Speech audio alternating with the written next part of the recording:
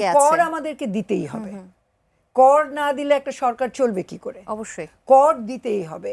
এবং এবার দেখবেন যে আপনি একটা মানে ব্যাপক কর ছাড়ের একটা বিষয় রয়েছে, কিন্তু আবার লক্ষ্যমাত্রাও অনেক করা হয়েছে।